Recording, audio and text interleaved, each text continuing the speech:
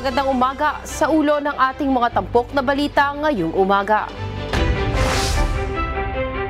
Panukalang reforma sa paggamit at alokasyon ng confidential funds ihahain sa Kamara ngayong linggo.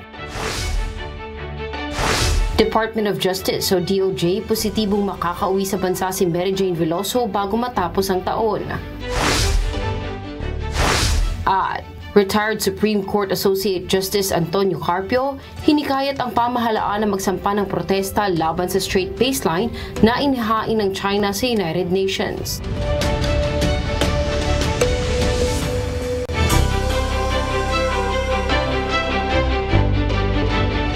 Ihahain sa Kamara ngayong linggo ang panukalang reforma sa paggamit at alokasyon ng confidential funds batay sa House Committee on Good Government and Public Accountability. Samantala, tatapusin na ng House panel ang pagdinig kaugnay ng paggastos ng confidential funds sa tanggapan ni Vice President Sara Duterte at ng Department of Education mula 2022 hanggang 2023. Ang detalye sa ulat ni Rosa Licos.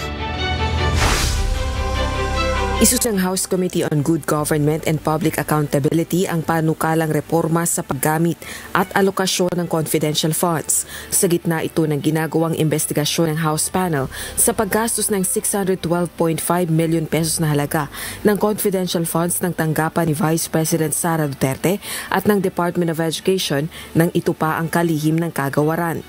Target ihain ng panukalang batas ngayong linggo.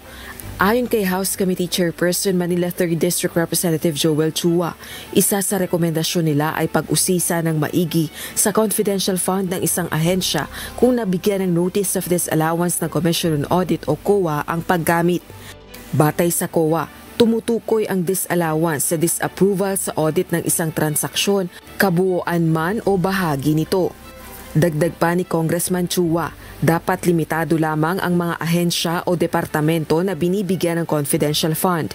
Hindi anya dapat mabigyan ang mga ahensyang walang kinalaman sa intelligence gathering, national security at peace and order. Araw ng Lunes, December 8, nakatakda ng tapusin ng House Committee on Good Government ang pagdinig sa paggastos ng milyong-milyong pisong halaga ng confidential funds ng OVP at DepEd. Sa gitna ito ng inihaing impeachment complaint sa Kamara laban kay VP Duterte. Sa investigasyon ng House Committee, kwestiyon ang mga hinihinalang peking acknowledgement receipts, disbursements sa hindi otorisadong individual at paggastos ng confidential funds sa safe houses at youth leadership summits. Rosa Licos, UNTV News and Rescue. Diyos ang aming sandigan, serbisyo publiko ang aming pinahahalagahan. Target ng House Quadruple Committee o Quadcom na maglabas ng progress report kaugnay ng iniimbestigahang extrajudicial killing sa ilalim ng anti-drug war ng Duterte administration, illegal drug trade at Philippine Offshore Gaming Operators o POGOs. Ipepresenta ang ulat sa plenaryo ng Kamara bago ang nakatakdang holiday recess sa December 21. Kasunod ito ng 12 pagdinig ng Quadcom mula buwan ng Agosto. Ayon kay Quadcom Chairperson Representative Robert Ace Barbers, layo ng ulat na maaksyonan na kaagad ang mga issue. Kabilang narito ang hiling ng Pangulong Ferdinand Marcos Jr. na maisama sa priority legislative agenda ng administrasyon ang legislative measures na inihain ng Quadcom kaugnay ng isinasagawa nilang investigasyon. Inaasahan na muling magtitipon ang mga kinatawan ng Bicameral Conference Committee para sa 2025 National Budget sa December 10. Ito ang sinabi ng tanggapan ni Senator Grace Poe, Chairperson ng Senate Committee on Finance. Sa kasalukuyan ay isinasagawa pa ng Technical Working Group ng BICAM ang pagre-reconcile o pagtutugma ng 2025 Appropriations Bill o GAB. Partikular ito sa mga probisyon sa pagitan ng dalawang bersyon ng GAB ipinasa ng House of Representatives at ng Senado. Isa sa pinaka-inaasahang mapag-uusapan sa BICAM ay ang mga panukalang pondo ng ayuda para sa Kapos ang Kita Program o AKAP. Gayon din ang 2025 budget para sa Office of the Vice President o OVP na natapyasan ng nasa 1.3 billion pesos matapos dumaan sa lower house. Inaasahang matatapos ang BICAM sa December 10 para sa target na pirma at pagsasabatas ni Pangulong Ferdinand Marcos Jr. sa December 19. Positibo ang Department of Justice o DOJ na makakauwi sa bansa si Mary Jane Veloso bago matapos ang taong ito. Nasa Indonesia ang DOJ team nitong Biyernes para sa pag-uusap ng pag-uwi ni Veloso. Narito ang report ni Dante Amento. Nilagdaanan nitong nakaraang Biyernes ng Indonesian government at Pilipinas sa pamamagitan ng Department of Justice ang mga kasunduan para sa opisyal na paglilipat kay Mary Jane Veloso sa Pilipinas. Ayon kay DOJ spokesperson Assistant Secretary Miko Clavano, pagdating sa nilalaman ng kasunduan ay hihintayin anya na ang Pangulo na ang magsabi nito. Dagdag pa ng DOJ ang pinal na pag-uusap sa pag-uwi ni Veloso ay nitong nakaraang weekend. Sinabi rin ni Secretary Crispin Rimulya sa kabila ng mga pagkaantala, makakapiling na rin ni Mary Jane ang kanyang pamilya sa buwang ito. Ang Philippine Embassy at Indonesian Corrections anya ang mag-aayos ng detalye sa paglipat kay Veloso. Nakahanda na rin anya ang Bureau of Corrections at National Bureau of Investigation o NBI sa paglipat kay Veloso. Dante Amento, UNTV, News and Rescue. Diyos ang aming sandigan, serbisyo publiko ang aming pinahahalagahan. Naniniwala si retired Supreme Court Associate Justice Antonio Carpio na isang patibong ng China sa Pilipinas ang hinihain nilang statement on the baseline of the territorial sea noong nakaraang linggo sa United Nations. Hinikayat din ng dating Supreme Court Associate ang pamahalaan na maghain ng protesta laban sa hakbang na ito ng China. Narito ang report ni Ryan Lacanlale. Hinikayat ni retired Supreme Court Associate Justice Antonio Carpio ang pamahalaan na magsampa ng protesta laban sa China sa kanilang inihain na statement on the baseline of the territorial sea sa United Nations noong isang linggo, kung saan inaangkin nila ang Scarborough Shoal bilang bahagi umano ng kanilang territorial water. What we should do is to file a protest that China has no territorial sovereignty over Scarborough Shoal because Scarborough Shoal belonged to the Philippines in 1734. It's reiterated in the 1808 75 Pacts. Ayon kay Justice Carpio, hindi na kailangang ma-delay ng matagalang pagsasampa ng protesta ng Pilipinas laban sa China. We cannot delay this anymore because China has already raised the issue impliedly by finding that their state baselines in Scarborough Shoal 2 days ago, and also they have been swarming on the territorial sea of Pag-asa. We have to protest that. Naniniwala si Justice Carpio na patibong ng China sa Pilipinas ang kanilang inihaing straight baseline. Aniya, gusto ng China na itulak ang Pilipinas na tutulan ang straight baseline na ito. At kapag tumutol ang Pilipinas at sinabing dapat gumawa ang China ng normal na baseline, para na ring tinanggap ng bansa na China ang may territorial sovereignty sa Scarborough Shoal. We attack only the baselines, we don't question the territorial sovereignty of China, then we lose. We will be likely accepting that China has territorial sovereignty over Scarborough Shoal. Dagdag ni Carpio, hindi mananalo ang Pilipinas sa China kung magkakaiba ang ating naratibo o batayan ng pag-claim natin sa ating teritoryo.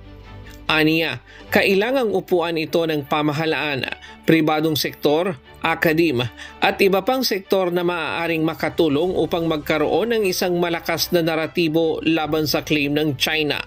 As far as the maritime dispute is concerned, we have a perfect score. We've won that landmark ruling. We correctly based it on UNCLOS, on international law, so we have that award. But on the territorial dispute, we don't have common narrative that's anchored on international law. So my appeal tonight is we let us sit down and agree what is our common narrative on the territorial dispute. When do we start our claim? 1734, 1956, 1978, or we are still looking for that thing? Ryan Lacanlale, UNTV News and Rescue. Diyos ang aming sandigan, serbisyo publiko ang aming pinahahalagahan. Fully operational na ang centralized hub para sa mga Transport Network Vehicle Services o TNVS sa loob ng Terminal 3 ng Ninoy Aquino International Airport o NAIA. Samantala, inanunsyo rin ng New NAIA Infrastructure Corporation na mayroon na sariling koneksyon ng kuryente ang NAIA. Ang detalye sa ulat ni JP Nunez. Matapos ang soft launch noong December 5, kahapon December 8, binuksan na ang bagong centralized hub para sa mga Transport Network Vehicle Services o TNVS sa Terminal 3 ng Ninoy Aquino International Airport o NAIA. Matatagpuan ito sa multi-level parking ng terminal. May sukat na 6,000 square meters, 401 na parking slots, 18 loading bays, at dedicated lanes para sa mga TNVS. Ayon sa private operator ng NAIA na New NAIA Infrastructure Corporation o NNIC, layo nito na mabawasan ang congestion sa terminal, gayon din ang traffic at maging mas maayos ang passenger experience ng mga pasahero. Sa ngayon, ang Grab Philippines ang unang ride-hailing company na nag-ooperate sa centralized hub. Pero ayon sa NNIC, simula bukas December 10, inaasahang magkakaroon din ng operasyon ang Joyride at susunod naman ang angkas mula sa kanilang four-wheeled ride-hailing system na Angcars. Ayon sa NNIC, bahagi ito ng mga hakbang para gawing world-class ang main international gateway ng bansa. Sakto na rin anila ang paglulunsad ng centralized hub sa inaasahang dagsa ng mga pasahero sa papalapit na holiday season. Samantala, inanunsyo rin ng NNIC na mayroon ng sariling koneksyon ng kuryente ang NAIA. Nakipagtulungan sila sa Meralco upang ikonekta ang Terminal 1, 2 at 4 para magkaroon ng iisang power circuit sa pamamagitan ng konstruksyon ng express feeder. Dati nila ay nakikihati ang NAIA sa nasa 4,000 na residential at commercial users sa Pasay City. Sa pamamagitan nito, mababawasan na ang tsansa ng mga power outages sa airport. JP Nunez, UNTV, News and Rescue. Diyos ang aming sandigan, serbisyo publiko ang aming pinahahalagahan.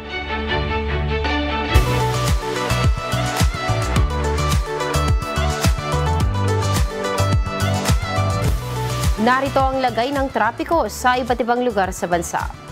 Sa ating live feed po dito sa may EDSA Bagong Barrio, sa right side ng ating screen na papunta ng Monumento at gayon din sa left side na papunta ng Balintawak, light to moderate po ang traffic situation sa oras na ito.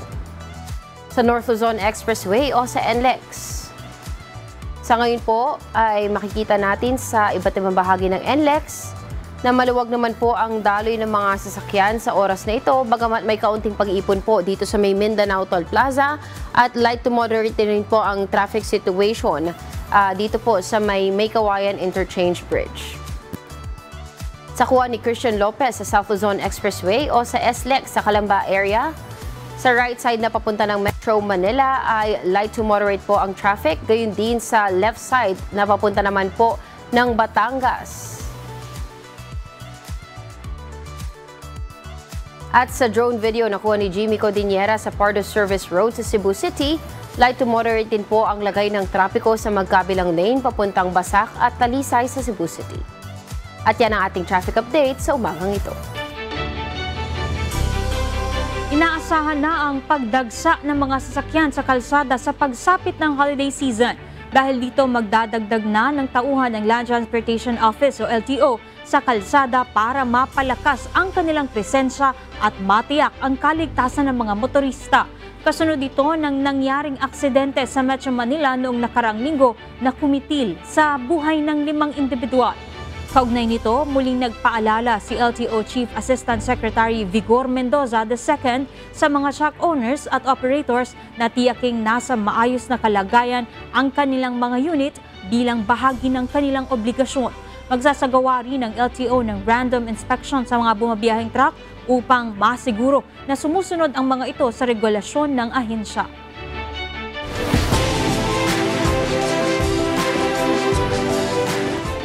Maaaring magdulot ng pagbaha sa ilang bahagi ng Estados Unidos ang pagsasanib ng mas mainit na temperatura at pag-ulan ngayong linggo, partikular sa mga lugar na apektado ng mga snow drifts mula sa lake effect sa Michigan, Ohio, Pennsylvania at New York. Ang detalye sa ulat ni Abby Valdez. Matapos sa mga araw na matinding lamig mula sa Arctic Blast, inaasahan ng pagpasok ng mas mainit na hangin sa unang bahagi ng linggo na maaaring magdulot ng mabilis sa pagkatunaw ng niebe at posibleng pagbaha sa northeast ng Estados Unidos.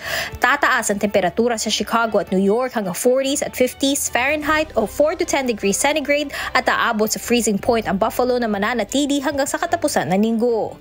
Bagamat magandang balita ito para sa iba, nagbigay babala ang Fox Forecast Center na ang kombinasyon ng mainit na temperatura at ulan ay maaaring magdulot ng localized flooding sa Michigan, Ohio, Pennsylvania at New York. Habang nagbabala ang mga meteorologists sa potensyal na pagbaha, hindi pa ito itinuturing na malawakan kaya hindi pa naglalabas ang flood watches bago ang pagkatunaw ng niebe. Batay sa forecast models, isang bagong Arctic plunge ang inaasahang darating sa kalagitnaan ng linggo kaya't hindi pa matutunaw ang lahat ng niebe bago dumating ang susunod na malakas na snowfall. Abby Valdez, UNTV News and Rescue, USA. Diyos ang aming sandigan, serbisyo publiko ang aming pinahahalagahan. Nananatiling kontrolado ng gobyerno ng New Zealand ang high pathogenic avian influenza o H5 na tumama sa isang poultry farm sa South Island, New Zealand. Narito ang report ni Early Briones. Kinumpirma ng Biosecurity New Zealand na ang bird flu ay nananatiling naka-isolate sa isang poultry farm sa Hillgrove, Otago. Patuloy ang monitoring at testing at wala pang ibang naitalang kaso ng HPAI sa mga karatig na poultry farms, ayon sa Ministry for Primary Industry o MPI. Ipinagpatuloy ang depopulation ng mga manok mula sa Hillgrove Farm. Positibo sa HPAI ang pangatlong shed, kaya't inaasahang papatayin ng karagdagang 40,000 manok sa mga susunod na araw. Bagaman hindi pa nagpositibo ang pang-apat na shed, plano pa ring patayin ang mga manok dito dahil sa mataas na posibilidad ng impeksyon. Nananatiling nasa ilalim ng mahigpit na biosecurity lockdown ang nasabing farm. Sa kabila ng 160,000 na kabuo ang bilang ng mga manok na papatayin, walang panganib sa supply ng itlog at manok sa buong bansa. Early Briones, UNTV News and Rescue. Diyos ang aming sandigan, serbisyo publiko ang aming pinahahalagahan. Ipinahayag ni US President-elect Donald Trump na hindi dapat makialam ang Estados Unidos sa patuloy na kaguluhan sa Syria. Ang detalye sa ulat ni Jeffrey Reyes, live.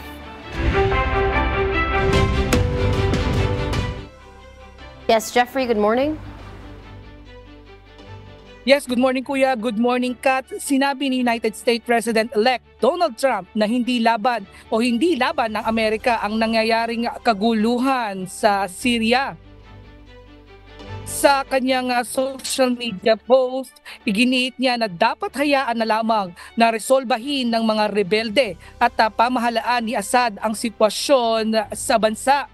Ayon pa kay Trump, hindi karapat-dapat sa suporta ng Estados Unidos si Syrian President Bashar al-Assad upang manatili sa kapangyarihan. Napatalsik ng mga rebelde si President Bashar al-Assad matapos ang halos 13 taong gyera. Pinasok na rin ng mga rebelde ang Damascus, pinakawalan ang political detainees at sinakop ang ilang mahalagang gusali.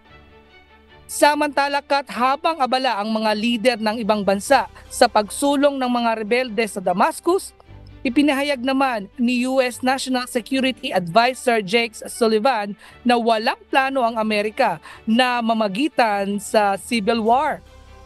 Gayunman, sinabi ng Deputy Assistant Secretary of Defense sa Middle East na si Daniel Shapiro na mananatili ang Estados Unidos sa Eastern Syria upang pigilin ang muling resurgence ng Islamic State.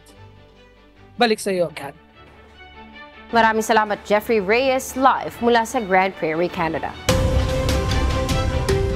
Nagpahayag ng pangamba ang Department of Foreign Affairs para sa mga Pilipino sa Syria matapos ideklara ng mga rebelde na hawak na nila ang Damascus at wala na sa bansa si Syrian President Bashar al-Assad. Dahil dito, pinayuhan ng ahensya ang mga Pinoy na mag-ingat at makipag-ugnayan sa Philippine Embassy sa Damascus para sa kanilang kaligtasan. Nananatiling nakataas ang Alert Level 4 sa Syria kaya ipinag-utos ang mandatory repatriation. Inanunsyo ng Department of Migrant Workers o DMW na walang kasalukuyang border restrictions o flight suspensions sa South Korea at nananatiling operational ang lahat ng public transportation. Gayunman, pinayuhan pa rin ang kagawaran ng mga Filipino workers na maging maingat at manatiling updated sa mga balita. Kasabay nito, nagpaalala rin ang DMW sa mga ito na iwasan ang mga lugar na may malalaking pagtitipon. At sa ibang balita, bumaba na ang halaga ng ilang mga gulay sa ilang pamilihan sa Quezon City. Subalit nananatili pa rin at patuloy pa ang pagtaas ng presyo ng karne. Mula sa Kamuning Market, makibalita tayo kay Mia Alonzo, live.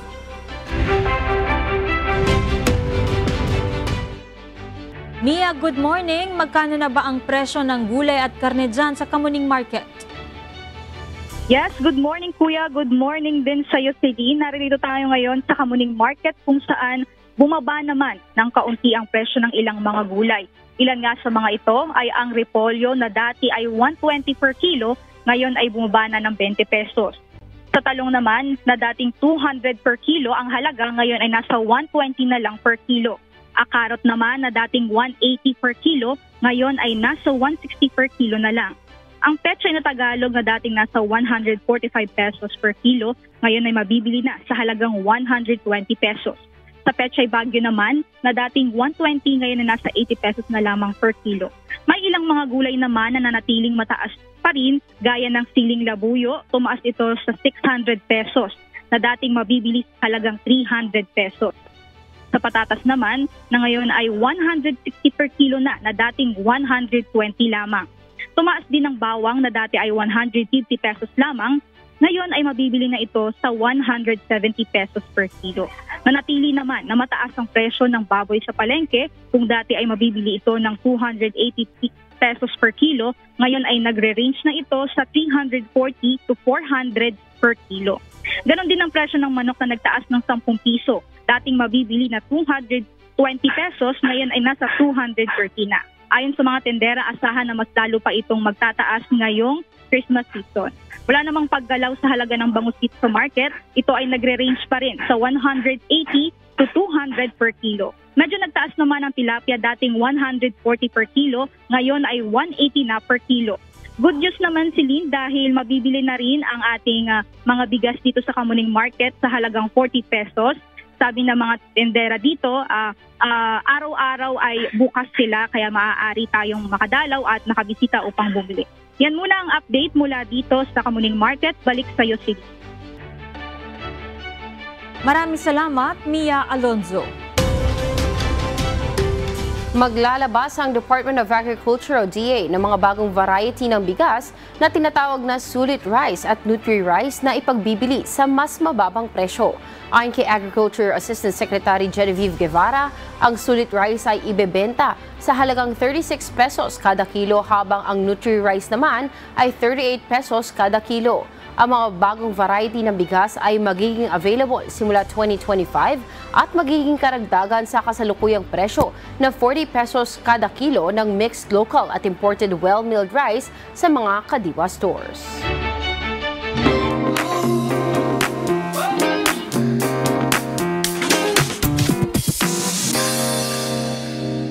Muli namang napatunayan ng UNTV ang pagiging child-friendly ng mga programa nito. Kabilang ang istasyon sa isa sa may pinakamaraming child-friendly programs na ginawara ng Anak TV Seal sa ginanap na 2024 Anak TV Awards kamakailan. Kasama rin sa binigyang pagkilala sina Kuya Daniel Razon at ilang host ng UNTV. Narito ang report ni Mia Alonzo. Binigyang pagkilala ang mga host ng UNTV na sina Kuya Daniel Razon, Ate Arlene Razon, Ira Mariano, Joshua Junicio at Celine Ang. Sa isinagawang Anak TV Awards nitong nakaraang Biyernes, December 6, 2024. Ang mga naturang host ng UNTV ang naitala bilang mga most admired sa isinagawang Net Makabata Star Survey. Nanguna sa nasabing survey si Kuya Daniel Razon sa kaparehong kategorya ng Makabata Stars Male Television at Net Makabata Stars Online category. Sa female category naman, nanguna sa survey si Ira Mariano bilang Makabata Star sa television category. Kinilala naman sa Makabata Stars Female Online category sina Ate Arlene Razon at Good Morning Kuya host na sina Ira Mariano at Celine Ang. Kabilang din sa tumanggap ng award sa Makabata Star Male Television category si Joshua Junicio. From UNTV, Cristiano Drama. From UNTV, ang inyong kawan. C-News, Doctors on TV. GMK, Good Morning Kuya. Huntahang Ligan. Ito ang balita. Ito ang balita weekend. KNC Show. Samantala, sunod-sunod namang ipinagkaloob sa 15 programa ng UNTV ang kani-kanilang Anak TV Seal. Kabilang sa nabigyan ng prestihiyosong Anak TV Seal ang Good Morning Kuya, C-News, Ito ang Balita, Doctors on TV, KNC Show, Lifesaver, Manibela, Serbisyong Bayanihan at UNTV Cup. Nagwagi naman ang Good Morning Kuya, MCGI Cares Weekend at KNC Show bilang household favorite program sa telebisyon. Ito na ang ika-25 taon ng Anak TV sa paggawad ng Anak TV Seal na isang simbolo sa mga programa na naglalabas ng mga content na angkop sa kapakanan ng bawat pamilya, lalo na sa mga batang manonood. Nag-umpisa po kami sa 15. Ngayon, 112. Kaya ang Anak TV will always be there as long as you believe in us. And we will try our best to make the children hear their voice. Taong 2008 nang unang makatanggap ng Anak TV Seal Award ang UNTV na hanggang sa kasalukuyan ay patuloy pa rin kabahagi sa layunin ng pagpapabuti ng mga programa na aangkop sa mga bata maging sa pamilyang manonood. On behalf of Serbisyong Bayanihan, and I'm so proud and so happy. Ito po ay magsisilbing inspirasyon para patuloy pong makapagbigay tayo ng impormasyong pangkalusugan na mas makakapagbigay po ng pangangalaga sa ating kabataan. Thank you so much sa Anak TV Awards for this recognition, of course.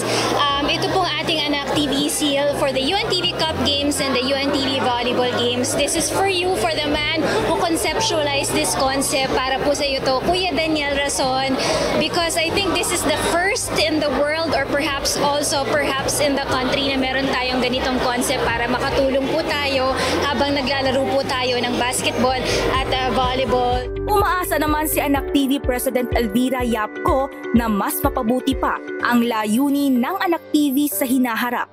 Gayun din ang mahigpit na pagpapaalala nito sa mga personalidad, maging sa mga artista at content creator, ang pagiging maingat bilang panoorin at tinutularan ng publiko, lalo na ng mga kabataan sa bansa. Mia Alonzo, UNTV News and Rescue. Diyos ang aming sandigan, serbisyo publiko ang aming pinahahalagahan.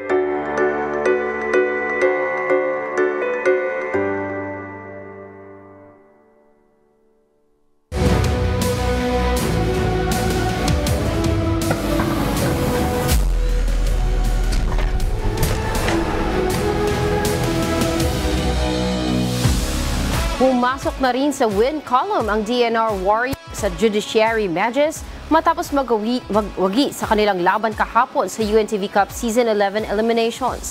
Habang hindi pa rin natitinag sa top spot ang Ombudsman Graft Busters na mayroon ng ika-4 na sunod na panalo. Ang detalye sa ulat ni Bernard Dadis.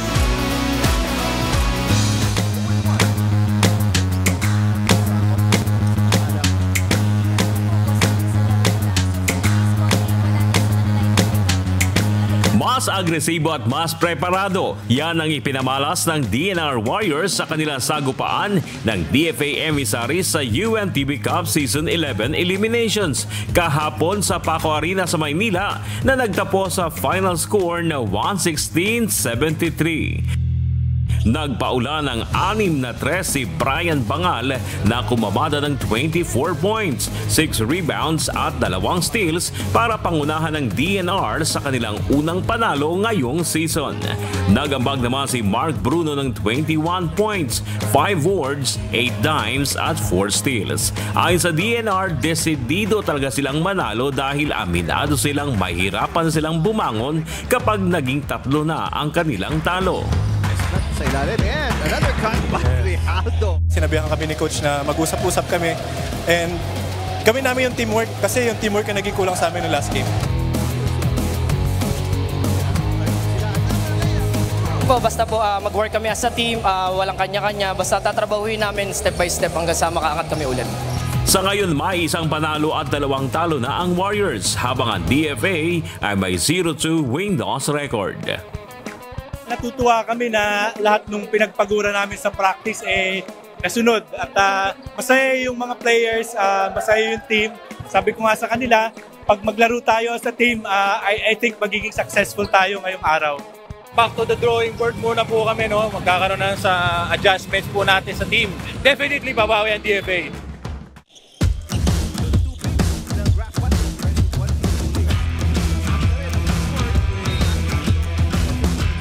Hindi pinayagang makaporma pa ng Ombudsman Graftbusters ang PhilHealth konsulta sa kanilang mainit na bakbakan sa second game. Ibinaon sa 66 points ng Graftbusters ang PhilHealth na umuwing bit-bit ang 4 straight win sa final score na 97 points. Best player of the game sina Carlo Gatmaita na umiskor ng 24 puntos at 5 rebounds. At si Paul Ladja na kumolekta ng 10 points, 9 rebounds at 6 na assist at steals. Sinunod ko lang ulit yung mga sinabi sa akin ni Coach na kailangan dumoble yung intensity ngayong second game sa PhilHealth.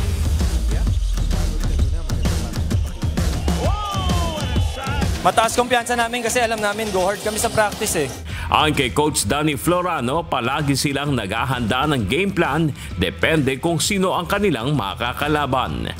Na-execute namin yung mga game plan namin, lalong-lalo yung defense namin. Hindi bumitaw yung mga players ko. I mean, from the start to finish, ginawa nila talaga yung dapat gawin.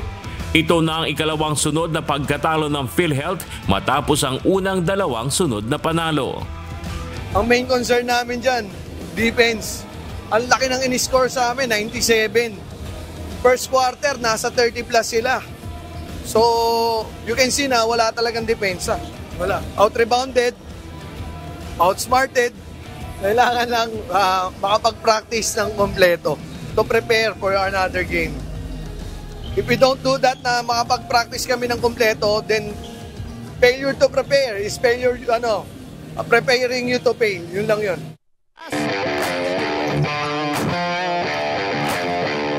Ipinakita naman ng Judiciary Magis na mas uhaw sila na masungkit na ang panalo matapos itanggi sa NHA Homemasters ang matagal nang inaasam na panalo. First quarter, humataw agad ng 10 points si Chester the Elevator Tolomia para sa 8 points advantage ng Magis, 27-19. Second frame, buhat pa rin ni Tolomia ang Judiciary kaya ang kanilang double-digit na abante hindi matibag ng NHA, 47-34. Third kanto, bahagyang nakadikit na ang Homemasters at naibaba sa 5 points ang kanilang hinahabol. Subalit si Noverve na obra naman ang kumayod sa opensa ng Magis na mayroon ng 17 points sa quarter na ito, 68-61, labang pa rin ng Judiciary. Clemente, big shot by Clemente. Under 2 minutes and 48 seconds na ibaba sa 4 na puntos ang hinahabol ng NHA, 77-73. When the Obra this time keeping it alive. Mustre may Tolomia. Yun lang, kaagad namang may sagot na 3 si Tolomia. Sinika pa na maghabol ng NHA, subalit napako na sila sa 73 points hanggang tumunog na ang buzzer, 82-73, panalo ang Magis. Best player of the game sina Chester Tolomia na may 20 points, 6 rebounds at 2 steals. At si Edu Mustre na may 6 points at 9 rebounds. Si Mustre ang nagpahirap sa Homemasters sa paint area lalo na noong last quarter. Yung aggressive namin ngayon, pinapakita namin. Saka yung depensa talaga yung pinaka-key sa amin ngayon.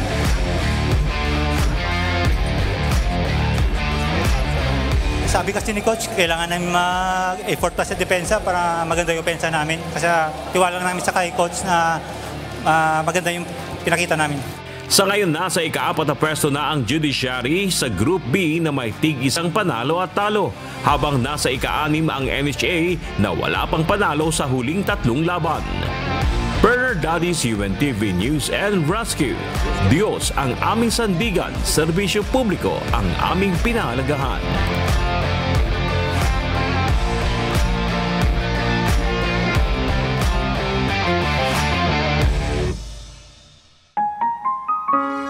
At sa ating iiwang mga salita ng Diyos na ating sandigan mula sa Book of Psalms chapter 15 verse 2 na nagsasabi, He that walketh uprightly and worketh righteousness and speaketh the truth in his heart. Siyang lumalakad na matuwid at gumagawa ng katwiran at nagsasalita ng katotohanan sa kanyang puso.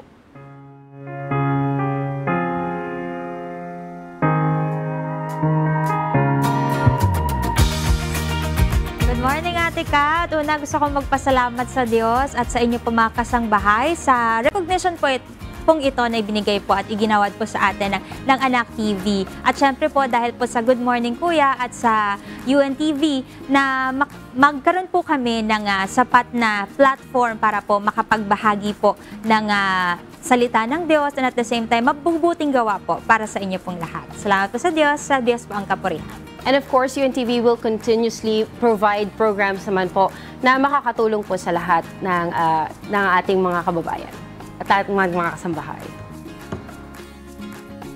At yan po ang ating naging balitaan sa oras na ito. Huwag po kayo magpapalit ng channel dahil magbabalik ang Good Morning Kuya.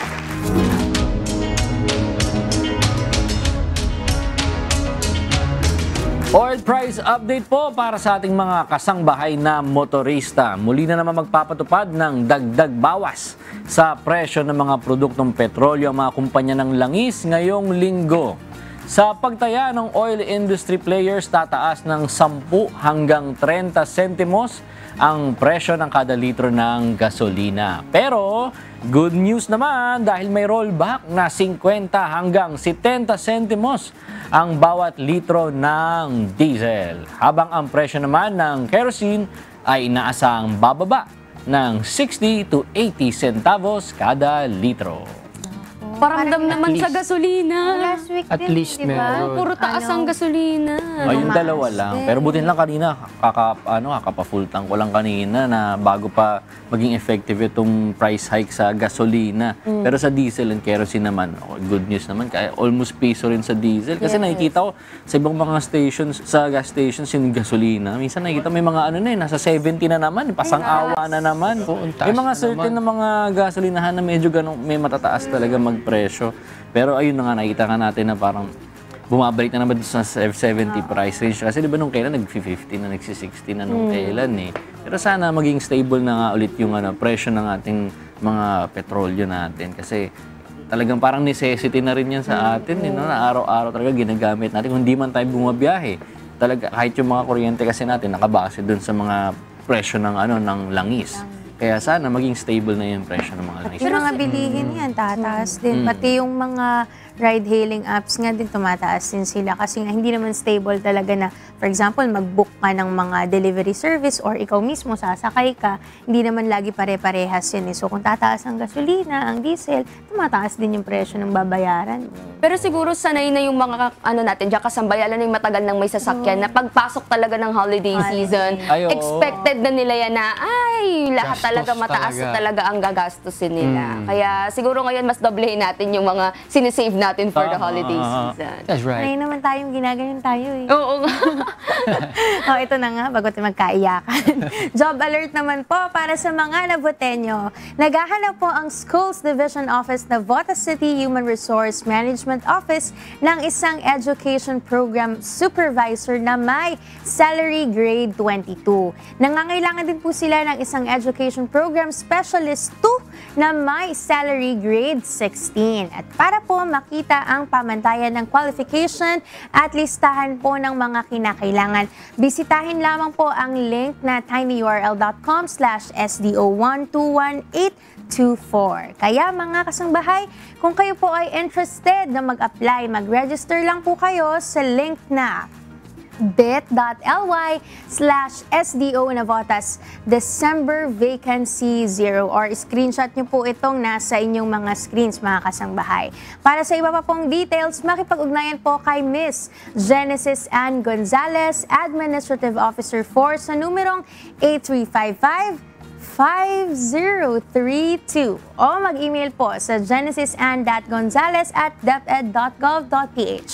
Ang deadline po ng submission of application ay sa December 18, 2024. Nakakatuwa itong Navotas, no? Lagi natin sila nakikita na mayroong mga advisories na mga ganito. At lagi rin sila may mga hiring. Siguro it's a good sign kasi meron silang maraming open na mga trabaho at syempre, alam naman natin yun kapag may more work, gumaganda ang quality of life din ng mga tao dun sa kanilang community. Yeah. Oo, tsaka magandang buwelo bago mo simulan yung bagong taon kung sakaling gusto mo mag-apply. Kasi sinasabi nung after nung pandemic daw, tumaas yung percentage o yung data ng mga unemployed na tao, which is hanggang ngayon daw bumabawi pa rin. Kaya magandang itong mga initiative ng mga LGUs natin, na makapag-post sila ng mga hiring. Kasi ang dami rin daw talaga nangangailangan ng trabaho ngayon. True. Yung hindi na kailangan na naghahanap-hanap pa talaga yung mga tao na sobrang dami ng mga trabaho. Kumbaga, minsan dapat yung government din natin, lalapit din tayo sa tao, di ba? Tsaka maganda kasi may initiative yung mismong yung kanilang city, di ba? Ito, meron pang na advisory ang Navotas, no? Gaya sabi mo, lagi silang may advisory. Kasi magkakaroon daw po ng Palengke Consulta Caravan sa Tangos Market sa darating na December 14, 2024, 8 a.m. po yan. Hatid nito ang iba't ibang serbisyo tulad ng PhilHealth registration, membership updating, pagkuha ng PhilHealth ID, consulta registration at may libreng check-up po para sa inyo. Paalala lamang po sa mga mag-a-avail ng serbisyo, huwag po ninyong kalimutang magdala ng photocopy ng inyong birth certificate o valid ID.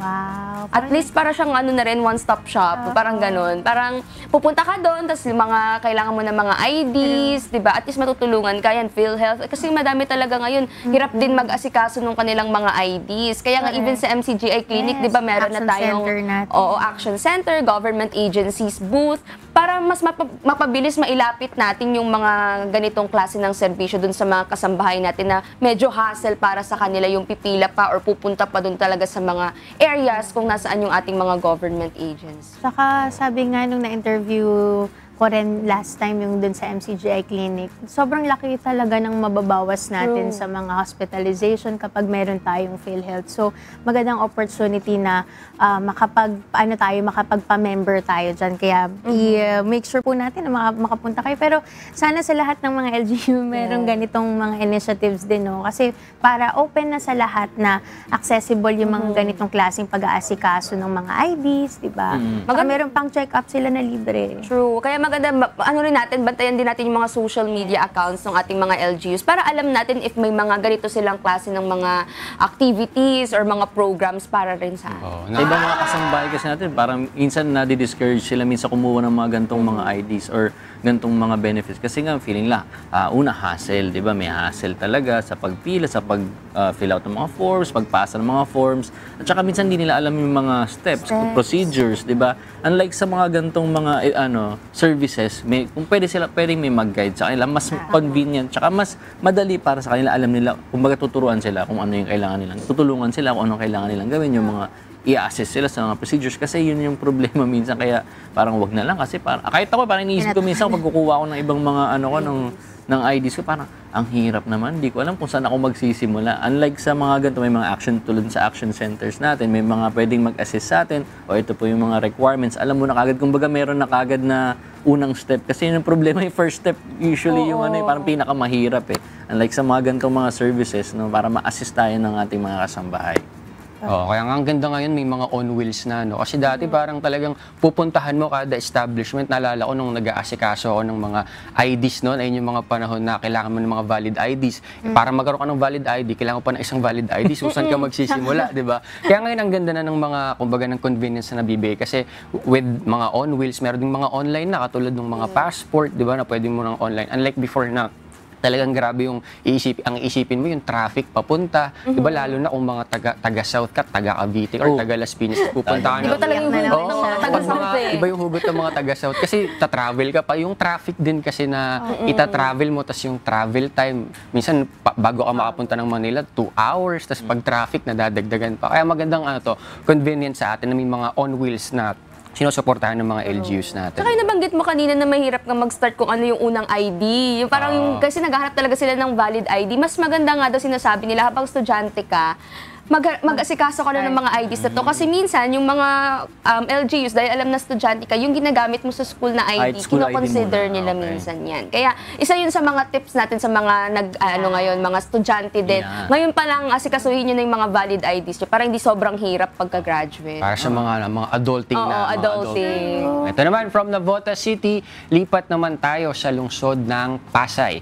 Inilabas na po ang schedule ng pamamahagi ng birthday gift para sa mga senior citizen na ang birth month ay October. Ngayong araw po ang nakaschedule ay ang mga taga-barangay 183 at 201 at sa December 10 naman po, barangay 1 hanggang 59. Samantala, barangay 60 to 190 naman ang nakaschedule sa December 11. Sa December 12 ay ang barangay 120 to 171.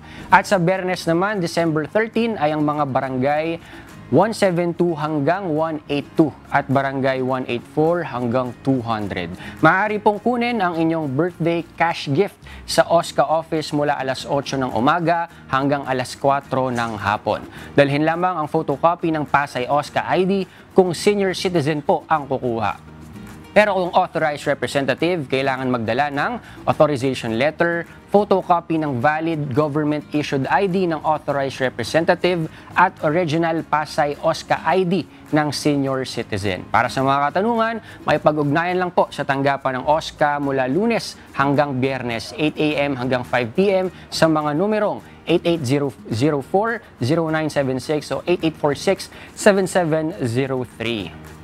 Ayan, para po sa mga magki-claim ng kanilang mga cash gift, ng mga nag-birthday no October, malaking tulong po ito. Ano na bang December, yung mga 2 months hanggang December, nagse-celebrate ka ng birthday. Sana all, diba, sa mga seniors din sa Better late than never, diba? Malaking tulong din to, lalo na sa mga seniors natin. Syempre, lagi natin nababanggit din dito na hindi lahat ay nakakapag-prepare ng kanilang retirement fund. Tapos yung iba pa, since medyo challenging ang buhay, medyo financially challenged sila, binibigay yung mga benefits ng mga government na dapat sa kanila, ibinibigay pa sa mga apo-apo dahil kailangan mag-aral, di ba, yung mga pang-matrikula na, kumbaga iba-iba yung mga sitwasyon ng mga seniors natin. Kaya yung mga simpleng ganitong cash gift para sa kanila ay malaking tulong na o kumbaga malaking bagay na sa mga mga tawag dito, mga elderly, mga elderly natin, mga lolo't lola natin. That's right. Saka lagi naman yun sinasabi rin natin na deserve na nila na meron silang mga ganitong benepisyo kasi paano kapag mag-isa na lang din sa buhay itong senior citizen na to, minsan nga sila pa yung nagbibigay ng pera sa mga apo nila, ganyan. Kaligayahan na nila na meron silang kaunting pera na matatabi at saka, syempre, paano kung yung iba hindi alam yung mga libreng check-up, libreng mga gamot, diba? As bumibili sila ng kanilang mga pang-maintenance, ito, pang-dagdag yan sa kanilang mga panggastos. So, deserve nila na meron silang ganitong mga cash. Totoo yung sinabi mo ay na-deserve nila yun kasi ang tagal na rin nilang nagtatrabaho para sa bayan. So, sana yung time naman, 'di ba? Ang tagal nilang pinagtrabahuhan 'yan So yung sana man lang yung pagdating ng kanilang retirement age, may maibalik din tayo sa kanila, 'di ba? Kasi sila yung nagpaganda rin, kumbaga nakatulong para maging kung sino tayo ngayon as a country, 'di ba? Kasi yung kabataan nila, kumbaga inihandog nila yung lakas din nila para magtrabaho, 'di ba? Nagbabayad din sila ng tax. So sana dun sa mga time na kailangan na talaga nila tayo, mas kailangan nila yung tulong ng gobyerno, maibalik din yun sa kanila. At nakakatuwa kasi may mga inisyatibo na tayo gaya ng ganito, nabibigyan natin sila ng cash gift, di ba? Meron silang pension, di ba? Lingapin natin yung ating mga matatanda. Ang ganda nga na involved pa rin. Kumbaga minsan kasi Di ba yun yung mga nasa outliers na sa community, mga matatanda, tsaka sobrang bata. Minsan parang feeling nila parang na-echepweran sila, ganun hindi na sila naaalala. Pero ito yung mga isa sa mga magandang mga serbisyo natin na para kilalanin pa rin yung mga natin, mga senior citizens natin. Kasi hindi naman lahat ng senior citizens, di ba? Parang pag inisip kasi natin senior citizen, baka mamaya inisip natin mga nakahiga na lang, bedridden na lang. Yung iba kasi mga senior citizens natin, malalakas pa. Yung iba nagtatrabaho pa rin nga. Kaya maganda nga na may mga ganitong mga serbisyo tayo, bukod sa may mga birthday cash gifts sa kanila, meron pa nga may mga employment talaga na specifically for senior citizens para involved pa rin sila sa community na hanggang kahit naman yung iba kasi kahit na senior citizen nila gusto pa rin nilang magtrabaho talaga na parang magkakasakit sila kapag hindi sila gumagalaw. Mas gusto nila yung meron pa rin talaga silang ginagawa kahit sa katandaan nila. Yung iba kasi sanay talaga na parang all their lives trabaho sila, parang minsan hirap silang mag-let go sa nakasanayan nilang routine eto naman po, attention po to all Q citizens. Open na po ang nomination para sa Gawad Tandang Sora 2025. Iginagawad ang pagkilalang ito sa mga natatanging Pilipina sa lungsod na nagpapakita ng mga magagandang katangian na kahalintulad ni Melchora Aquino. Para po sa karagdagang information tungkol sa alituntunin at pamantayan ng nominasyon, bisitahin po ang official Facebook page ng QC Gov at QC Tourism and Promotions. Isubmit po ang dokumento ng nominasyon at mga kalakip nito sa promotion.qctv@quezoncity.gov.ph or ayan po sa ating mga screens ng mga kasangbahay. Maaari lang po kayong magpasa ng nomination hanggang sa December 18, 2024, alas 5 ng hapon. Familiar ba kayo dito? Actually, ngayon ko lang ito narinig. Ang naka-attend na ako is Ramon Magsaysay Awards Night. Ganyan. Pero itong kay Melchora Aquino, hindi pa. Isa lang kaya ang mananalo dito yung award. Pero maganda nga yun na magandang siyang event para sa mga kababaihan nga talaga. Women empowerment nga para sa mga kababaihan. Imagine, kumbaga dapat katulad ng mga ginawa ni Melchora Aquino. So, ikaw ay isang modern day hero, di ba? So, natin sila, kumbaga maganda rin na acknowledge natin din sila. Ito naman mga kasambahay, mahalagang paalala naman po mula sa Muntinlupa City Government. Mahigpit na ipinagbabawal ang paggamit at pagbebenta ng paputok o anumang uri ng pyrotechnic device sa lungsod. Alinsunod po yan sa City Ordinance number 14092. Bukod dito, hindi rin pinapayagan ang paggamit ng motorsiklo at sasakyang may open muffler o pipe, sound booster o iba pang modification na nagpapaingay sa sasakyan base sa City Ordinance number 04022. Ito ay upang mapanatili po natin ang kaayusan at kaligtasan sa komunidad. Ang mahuhuling lalabag ay papatawan ng kaukulang parusa, 1,000 to 5,000 pesos penalty for manufacture, display, sale, distribution, possession or use of firecrackers or pyrotechnic devices. Revocation or suspension of permit and license to operate, and 2,000 to 7,500 pesos penalty for modified muffler or pipe and any illegal modification plus other traffic violations. Samantala, pinapayagan lamang po ang community fireworks display na may karampatang permit mula sa LGU, PNP at BFP at sumusunod sa safety protocols na nakasaad sa ordinansa. Ganda rin. Muffler. Sa amin, sa lugar namin, meron pa rin. Pero kaunti na lang. Pero unlike before na talagang ang dami, parang naging uso yan yung mga maiingay na muffler.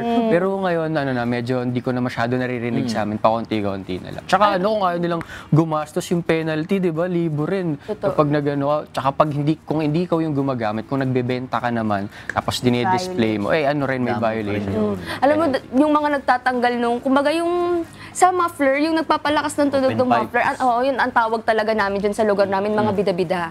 Oo, totoo. Sabi niya, may bida-bida na naman, nagpapa-feeling cool kid na naman, ganyan. Ganun, kasi ang ingay niya talaga. Doon sa lugar talaga namin, ganun, may bida-bida na naman, ano na naman yun. Sobrang ingay kasi niya, so hindi siya nakakatuwa. Bukod sa di ba, yung mga firecrackers, pyrotechnics yan, hindi naman din safe yan gamitin kasi di ba nga yung iba na aksidente pa sa paggamit ng mga ganyan. Tsaka noise noise pollution, air pollution, ano pa bang gusto yung pollution.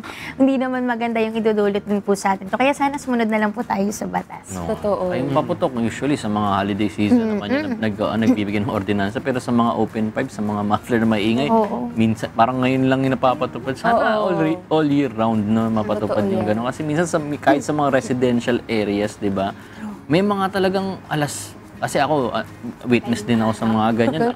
Yan ang alarm clock ko. Minsan may mga maiingay talaga na gigising sa'yo. Pauwi pa lang kasi sila nun. Pauwi pa lang. Pauwi pa lang. Maganda. Ito kahit saan maipatupad din. Kasi ito sa Muntinlupa lang yung ordinansa na to. Hindi lang naman sa Muntinlupa bumabiyahe yung mga ganitong mga sasakyan. Kaya sana maging naman tayo, maging responsable, tsaka sensitive tayo sa mga kasabay natin, mga tao sa community natin, syempre na hindi lang naman tayo ang bumabiyahe doon. Pero ito naman, para sa safety pa rin naman talaga ng lahat na yung mga papayagan lang ng mga fire technique at papatok, yung mga talagang approved ng PNP, BFP, para sa kaligtasan nga ng mga manonood din. At yan ang ating advisories for today. Kaya ngayon mga kasambahay, magbalita na naman tayo sa ating kasaysayan. Taong 1991 nang sumiklab ang civil war sa bansang Somalia. Kaya gumawa ng hakbang ang United Nations Security Council upang maibalik ang kaayusan at kapayapaan sa lugar. Sa ilalim ng isang resolution ay binuo ang United Task Force na pinangunahan ng Estados Unidos at inilunsad ang Operation Restore Hope. Balikan natin ang pangyayaring ito sa ating Today in History.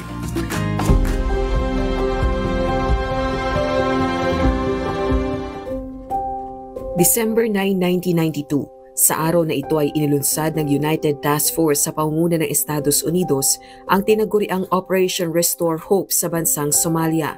Nang mapatalsik sa pwesto ang diktador na si Siad Barre noong 1991 ay nag-agawan sa kapangyarihan ng grupo ni Ali Mahdi Mohammed at ang panig ni General Mohammed Farah Aidid. Bukod sa civil war ay sumapit pa ang matinding tagtuyot sa Southern Africa na nagpalala ng nararanasang tagutom sa Somalia. Sa unang bahagi ng taong 1992 ay tinatayang umabot sa 350,000 ang namatay sa gutom at nasa 80,000 tao naman ang tumakas sa ibang bansa. Kaugnay nito ay binuo ni Security Council ang United Nations Operation in Somalia o UNOSOM na tumulong sa paghahatid ng relief supplies sa Somalia. Ngunit ang humanitarian aid na para sa mga sibilyan ay hinaharang at pinag-aagawan ng dalawang magkatunggaling grupo. Dahil dito ay nag-adopt ng isang resolution ang Security Council noong December 3, 1992 na nagpapahintulot sa mga bansang kasapi ng United Nations na gamitin ang lahat ng paraan upang ligtas na maisagawa ang humanitarian relief operations sa Somalia. Isa sa tumugon ang Estados Unidos at pinangunahan ng United Task Force na binubuo ng 24 na bansa at inilunsad ang Operation Restore Hope. Sa pamamagitan nito ay matagumpay na naibahagi ang mga tulong at mga pagkain sa mga nagugutom na Somalis sa kabila ng patuloy na kaguluhan. Opisyal na nagtapos ang Operation Restore Hope noong May 4, 1993 matapos na i-turn over ng Estados Unidos sa UNOSOM ang panguna sa peacekeeping operations. March 24, 1994 nang umalis sa Somalia ang huling US troops bilang pagsunod sa utos ni US President Bill Clinton.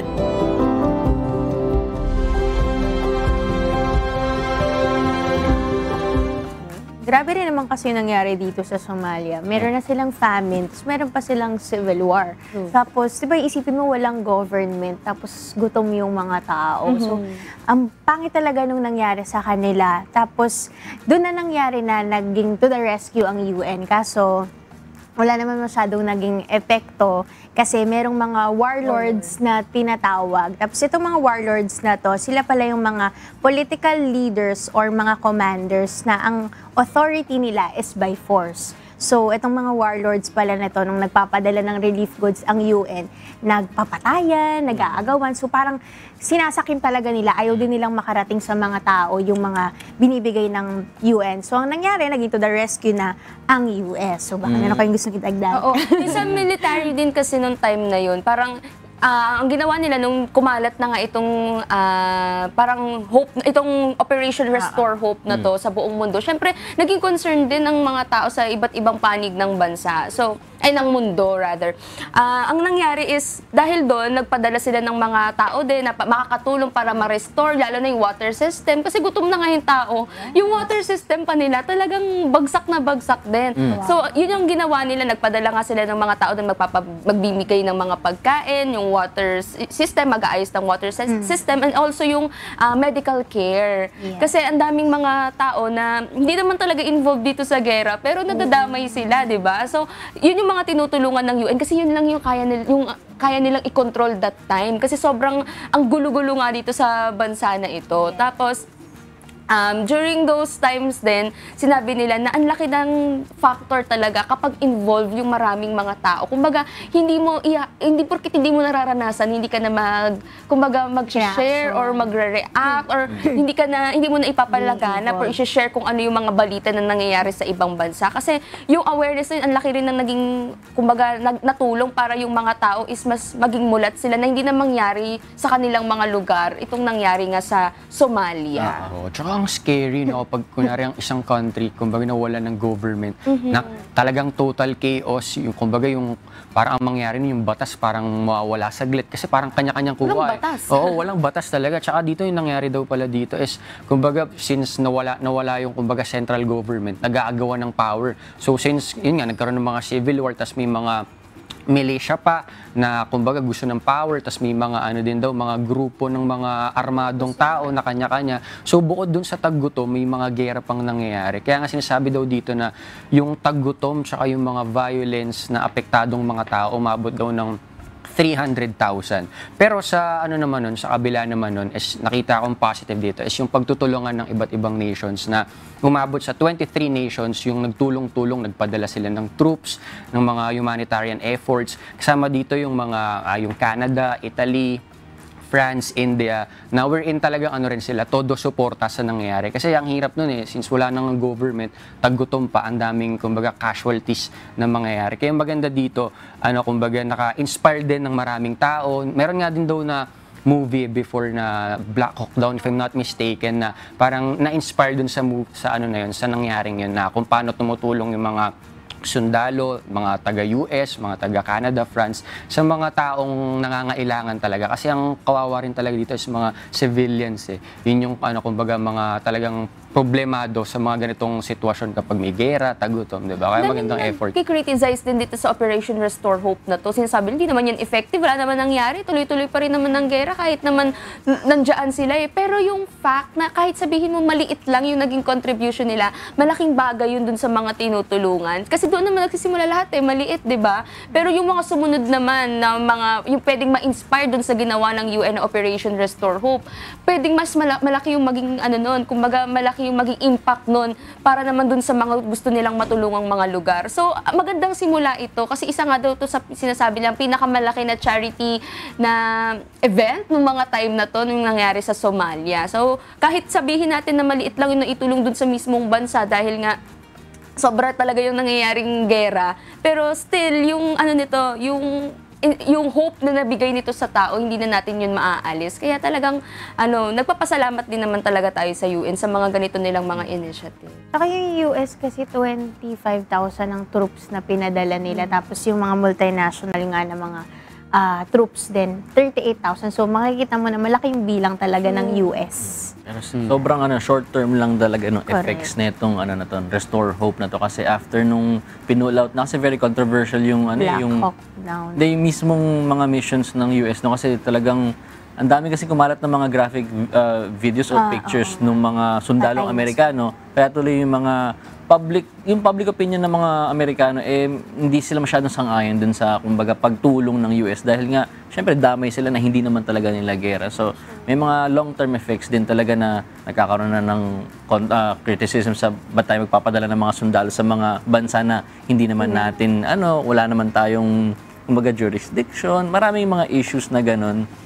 Tapos dahil naman dun sa pag-atras na ng mga forces ng US talagang lumala yung sitwasyon dito sa Somalia hanggang umabot na nga sa kumbaga nagtuloy yung mga civil war. Although maganda na yung sinabi nila na magtulong-tulong yung mga bansa pero syempre nasa history naman talaga natin na hindi talaga ganun ka-successful din talaga yung mga missions na ito na umabot siya kaya ngayon medyo problematic pa rin yung Somalia na ito nga isa sa mga lugar na medyo talamak din talaga yung mga piracy, ng mga ganon, sa mga pirata. Modern day pirates talaga meron pa rin sa Somalia.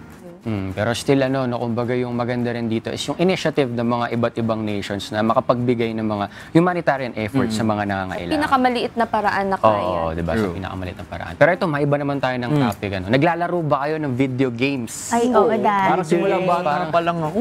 Parang lahat siguro tayo na-experience naman siguro nyo. Pabata na kasi ng pabata ngayon ang mga nahihilig sa paglalaro ng video games at may mga pagkakataon na nakakaapekto ito sa ugali ng isang bata. Gaya na lang ni Iya na nakikipagsagutan pa sa kanyang ina kapag sinasaway siya sa paglalaro. Katwiran ni Iya, natuto siyang maglaro ng video games dahil wala naman daw oras sa kanya ang kanyang ina. Paano kaya magkakasundo ang mag-ina? Panoorin natin sa ating Kristiyano Drama. Iya! Iya! Iya, ano ba? Ma, ano ba? Akin na nga po yan. Ano ba ang problema? Naglalaro lang naman po ako In the first place, akin yung phone. Hello? Privacy? Sa'yo? Ako bumili, ako gumastos, kaya akin. Di sa'yo na, ma. Pero pwede bang tapusin ko muna yung game bago ka magalit at magbunga nga? Iya, naririnig mo ba sarili mo? Iya, mama mo ako? Kanina pa kita tinatawag lintik na games na yan. Pati ba naman pinagkainan mo si Manang Jenna pa maglilinis? Iya, kababae mong tao, matuto ka nga! Ikaw adik ka na sa games Nabubwisit na ako. Pwede pumasok ka sa kwarto mo bago kita masampal!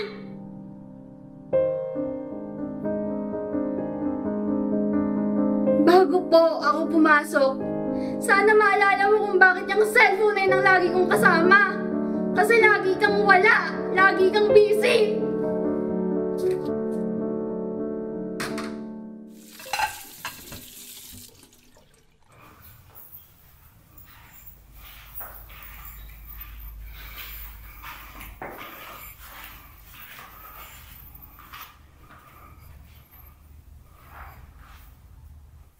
Manang, masama ba akong ina? Saan ako nagkamali? Ginagawa ko naman yung best para sa anak ko Anak, sa nakikita ko nga, hindi na magandang trato ni Iya sa isa't isa. Araw-araw na lang kayo nag-aaway. Paano? Hinasa mo na lang sa gadget yung atensyon na para sa kanya. Pero bilang isang ina, naibibigay mo ba yung pagmamahal na kailangan niya? Naalala ko si Inay, nung bata pa kami. Lagi kaming salo-salo sa pagkainan. Hindi niya pinababayaan na magkaiwalay kami. Araw-araw niya kaming kinakausap. Pero Manang, paano ko i-divide yung attention ko? Marami kaming pangangailangan. Kailangan kong magtrabaho. Anak, ang una mong gawin, manalangin ka sa Diyos. Huwag mong ipamungkahi yung galit sa anak mo. Manalangin ka sa Diyos na tulungan ka niyang mapalaki ng mabuti ang iyong anak. Kausapin mo yung anak mo. Tratuhin mo rin siyang tama. Salamat, Manang. Pakibigay na lang po kay Iya bukas loobin, Na?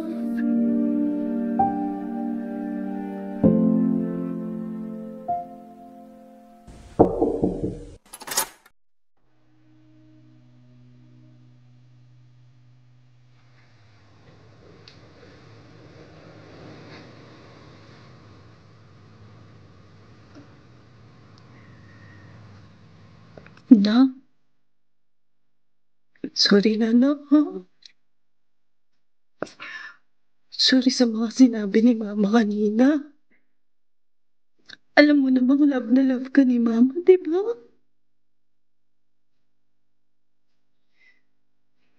Sorry na, anak,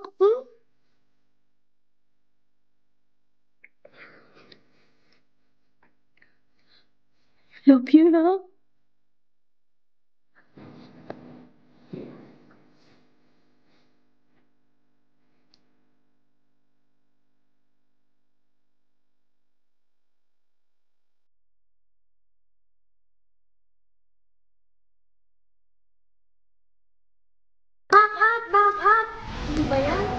Buksan mo! Buksan mo na! Patayin mo na! Yan na! Ito na, kain na tayo.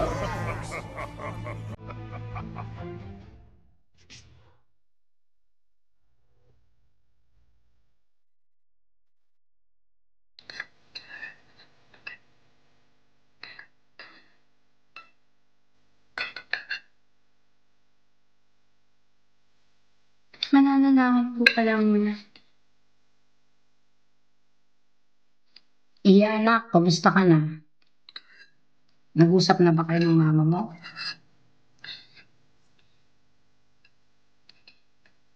Alam mo anak, pag kinakausap ka ng mama mo, huwag mo siyang sagutin ng pabalang.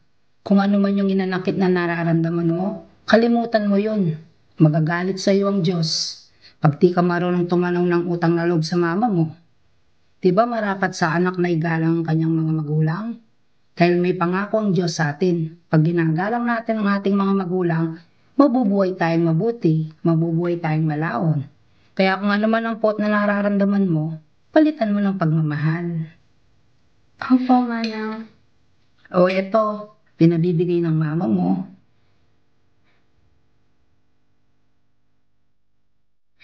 Alam mo, Manang, buburahin ko na po lahat ng bills ko dito sa phone. Ito ba po kasi nagiging rason kung bakit nag-aaway kami ni Mama? Mga importanteng bagay na lang po ang ititira ko dito. Ayun! Sama mo na rin yung games mo sa laptop. Masyadong violento yun na. Opo. Di mabuti, masama yun. O, kain na tayo. Nak? Ma, anong ginagawa mo, Nak? Sa school lang po. Ay, masipag naman ng anak ko. Pero, pwede ba tayong mag-usap, Nak? Oo naman, Ma. Nak, gusto ba pabalong mo sa akin? Ma, pasensya na po sa inasal ko kagabi, Sorry din po kasi nagagalit ako sa inyo dati. Nakawala na po kasi kayo ng time sa akin And every time pa na lumalapit ako sa inyo, mainit yung ulo mo. Pasensya ka na, anak, ha? Masyado na kasi akong na-focus na kumita ng pera. Hindi ko na napapansin na lumalaki ka na pala. Bati na tayo, ha? Oo naman, Ma. Bati na tayo. Naku, tong anak ko. Pero ngayon magkakaroon na tayo ng rules sa bahay, ha? Yung gadget, may time na bawal na games. Ay, speaking of phone, binigay na nga po pala sa akin ni Manang kanina. Ay, wait. Paano po yung work nyo? Yun. Awa ng Diyos, anak. Nagpaalam ko sa amo ko, pinayagan na akong umuwi on time. So, hindi na ako mag-overtime. Para magkasama naman tayo, di ba? Ayun! Ayun naman pala Bati na tayo, Ma. Sige. Bilisan mo, anak. Aalis pa tayo. Opo, Ma. Last na. Ikaw, Manang. Sure ka? Hindi ka sasama? Ay naku, huwag nyo na akong intindihin. Umalis na kayong dalawa. Mag-enjoy kayo. Sure ka, Manang, Bahala ka. Hindi na ako sasama, hindi na ako sasama. Kailangan dalawa. Tara na.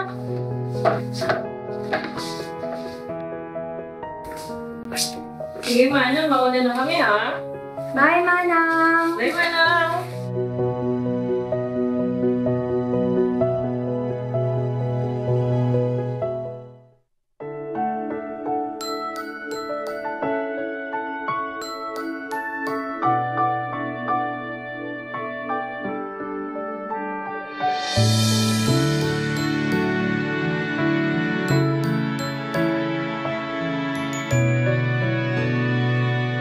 Igalang mo ang iyong ama at ina na siyang unang utos na may pangako upang yumaon kang mabuti at ikaw ay mabuhay na malaon sa lupa.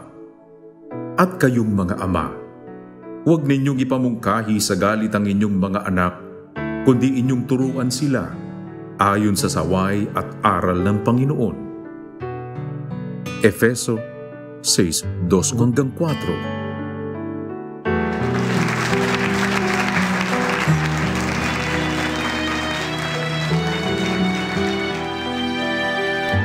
it's a good reminder din sa mga anak-anak. Kasi may mga totoo yan, kahit yung mga pamangkin ko, yung mga, kumbaga nila, yung mga bonding na nila is yung mga games sa phone, ganyan. Pero still kasi, magandang pa rin, yung moderation. Tsaka yung pinapa-avoid din sa atin is, di ba, yung mga violent games.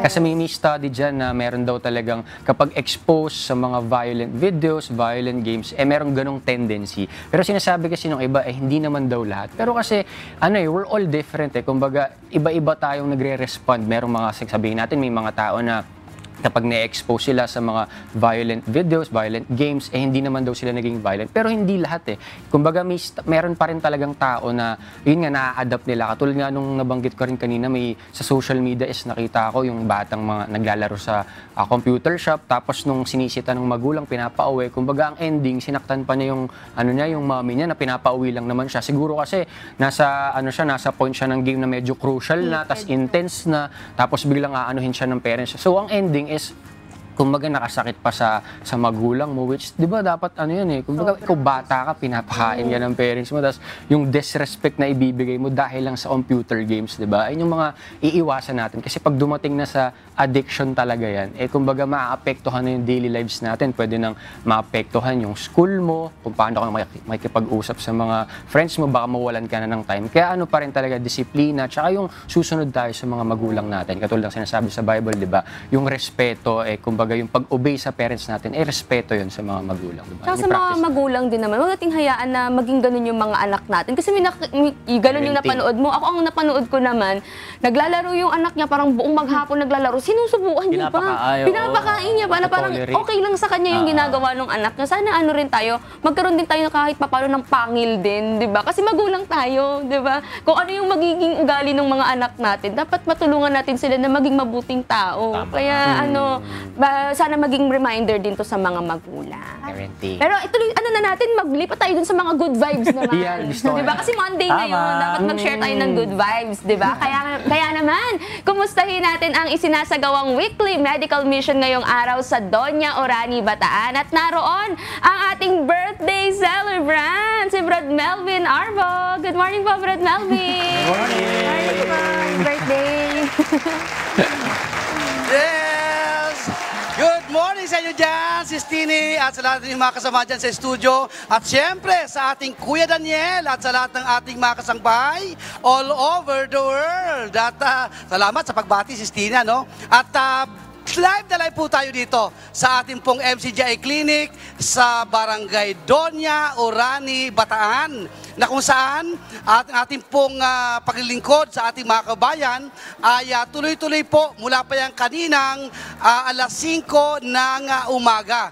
At ngayon nga po, ay tuloy-tuloy pa rin po ang pagdating ng ating mga kababayan na nagpapatala hanggang 9 o'clock ng ating sa registration dito po sa ating MCGI Clinic. Lahat po na yan na makakapasok po sa registration ay tatapusin po yan hanggang mamaya. Hanggang yung pinakahuling nagpa-register, paglilingkuran po yan ng ating mga medical doctors, ng ating mga optometrist at ng ating mga dentist dito po sa ating MCGI Clinic. At mula pa yan kaninang umaga, Sis Tini, madilim pa lang talaga dahil meron po tayo mga nakapila na talaga dyan.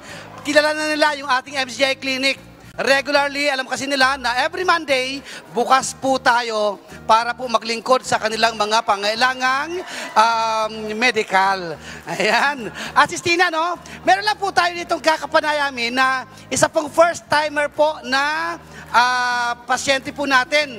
Siya po ay taga Barangay Kulis, dyan po sa bayan ng Hermosa, Bataan. Ito po siya ngayon. Kausapin po natin. Ano pong pangalan po nila, Nanay? Soledad po.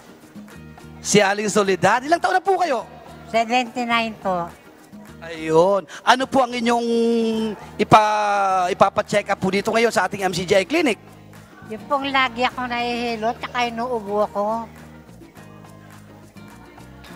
Bukod po rin sa ubo, yun lang po ba? Masakit po yung likod ko. Yung likod. Ayan, yun po ang kanyang ipapacheck up. First time niyo po ba dito ngayon, Nanay? First time niyo po dito sa ating clinic? Time po. Sino po nag-invite sa inyo? Sinabi lang po nung kapitbahay namin, nagpupunta sila rito. Nung pa sana ako pupunta, lalang ako kasama.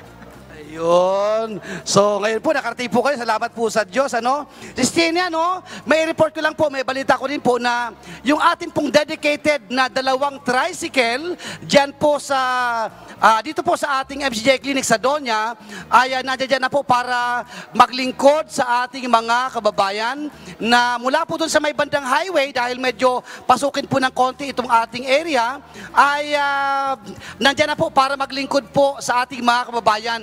2 po yan. May nakalagay po doon sa unahan na libreng tricycle. Yan, libreng sakay tricycle. Yan po ay magsasakay ng mga pasyente po natin mula po doon sa highway papasok dito, at yung mga pasyente naman nating lalabas mamaya, lalo na yung mga talagang naglalakad, walang service, sila po ay maisasakay na po ng ating MCGI Cares libreng sakay tricycle para po makapaglingkod po sa kanila. Ayan, karagdagan po yan. Although nung mga nakalipas, meron talaga tayong mga nagagamit naman, yung mga sakyan ng mga kapatid, yung mga tricycle ng mga kapatid, mga kolong-kolong nila na isasakay nila yung mga pasyente. Pero ito po, this time, 2 tricycle po itong dedicated na talagang yun po ang kanilang gagawin. Magsakay ng libre ng mga pasyenteng papunta po dito sa ating MCGI Clinic sa Barangay Doña, Orani, Bataan. Update lang tayo, Sis Tini, no? As of 7:30 in the morning, meron na po tayong a total of 116 na mga pasyente na nandito po ngayon sa ating clinic. At yan po, sigurado, alam kong yan ay nadagdagan na dahil ito po ay mula po yan kayo ng 7:30. Ngayon po ay mag-alas 8:30 na. Ano?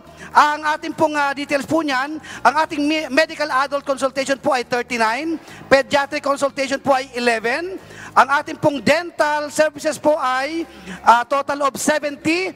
Ang 40 po dyan ay para po sa bunot ng ngipin, at yung 15 po dyan ay para sa cleaning, at yung another 15 po ay para naman sa libreng dentures na pinaglilingkod po ng ating MCGI Clinic. At meron din po tayong optical consultation na nakapagpatala po sa kanila ay nasa 10 kanina. At meron na rin po tayong nagpatala po sa legal services. 3 po sila na mag-a-avail po ng legal services galing po sa ating MCGI Law Center na kasama po natin dito ngayon sa MCGI Clinic. At meron din po tayong haircut, ano? Yung ating haircut po ay a total of 30 na po ang nagugupitan ng ating mga magigiting na mga barberong naggugupit ng libre para po sa mga kalalakihan dito po sa ating MCGI Clinic sa Barangay Doña, Orani, Bataan. At Sistine, no? Ay inaanyahan natin yung mga kababayan po natin nandito po sa area hanggang 9 o'clock po yung ating registration, kaya pwede pa sila magsadya po dito sa ating MCGI Clinic sa Barangay Doña para po maka-avail pa po sila, makahabol po sa registration na mapaglilingkuran ng ating mga medical doctors, dentist at optometrist dito po sa ating clinic. At bago ako magpaalam, Sis Tini, ay gusto lang po namin makabati din sabay-sabay yung ating mga pasyente nandito ngayon. Ready ba tayo ngayon? Okay. Ano ating bati? 1, 2, ready, go! Ayun! Yung pala yun. Yan po muna ang aming update. Sis Tini, balik po sa inyo dyan sa studio. Maraming salamat po sa Diyos. And syempre, happy birthday din po, Brad Melvin Arbon. Happy birthday! Ice cream! Ice cream! Ice cream! Ice cream! Pero syempre, gusto rin po natin pasalamatan ng mga kasambahay, ang ating mga doktor, no, na walang sawang tumutulong at talaga nagvo-volunteer para mapagserbisyohan ang ating mga kasambahay. Sila Dr. Jed Mostajo, Dr. Miriam Malyari, Dr. Mary Grace Pestaño, Dr. Melanie Peñaflor, Dr. Ruben J. Lotok, Dr. Roslyn Lotok, Dr. Serena Carlos at Sis Ruth Soriano and Sis Joan Mercado. Para po sa mga kababayan nating may mga legal concerns naman, nandiyan din po of course yung ating pong mga lawyers. Tama. At katuwang din po sa MCGI Weekly Medical Mission sa Bataan, sina Sis Liza Decena, Sis Louie Morial, Brother Raymond Drevese, Sis Crisanta Batanes, Brother Stephen, and Sis Lea Campanilla. Ayan, salamat po sa Diyos sa pakikipag-ugnayan po at pakikipag-participate po dito sa ating mga medical missions. Salamat sa Diyos kasi kahit saan naman ay nakakarating ang ating mga kapatid from MCGI para maghatid ng tulong. Salamat po sa Diyos, mahalawa po kayo dyan. O halika, talo naman tayo sa sa South Korea. Gala naman tayo. Chinchan, ha? Sino bukod sa akin, sino pa mahilig sa K-drama dito? Ako, nanonood ako. Hindi lang sobrang hindi lang sobrang mahilig, pero nandoon na. Nakakapanood naman. Kasi po, mga kasangbahay, kung mahilig kayo sa Korean drama, siguradong alam nyo itong featured tourist destination natin for today na isang sikat na pasyalan sa South Korea. Kung saan po yan, panoorin nyo.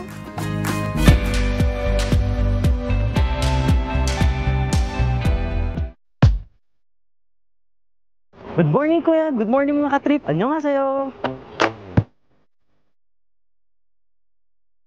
Ako nga pala si Melvin Mercado at andito ako muli para igala kayo sa isa na namang sikat na pasyalan dito sa South Korea. At siguradong ang mga K-drama fanatics nating mga katrip ay magugustuhan ito. Kaya kung handa na kayo sa panibagong trip, tara!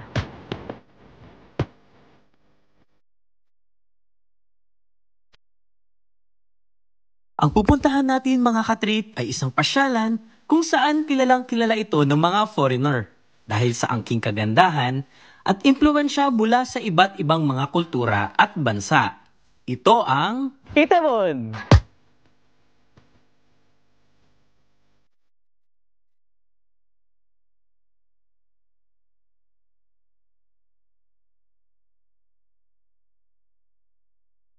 Matatagpuan ang Itaewon sa Yongsan District in Central Seoul.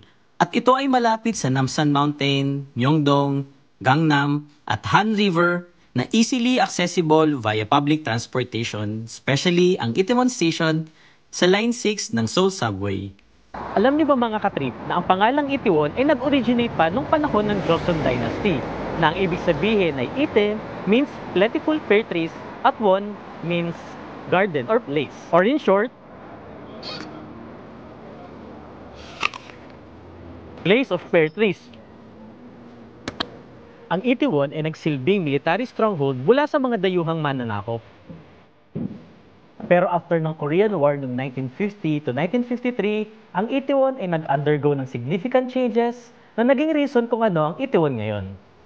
Sa pagkakatatag nga ng US military base, ang Itaewon ay naging hub ng mga foreign soldiers. Nakalaunan ay nagbunga ng multicultural neighborhood at mga international shops, restaurants, at iba pa na naging reason para dayuhin pa ng mas maraming foreigner.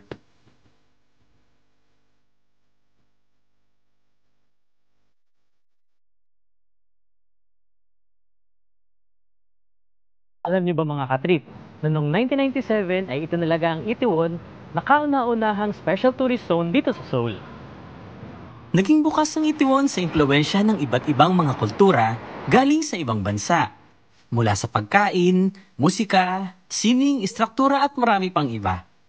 Marami sa mga restaurants dito ay nag-o-offer ng mga authentic cuisines. Mapapansin din ang architectural influence sa mga disenyo ng mga establishments na madadaanan mo sa paligid ng Itaewon.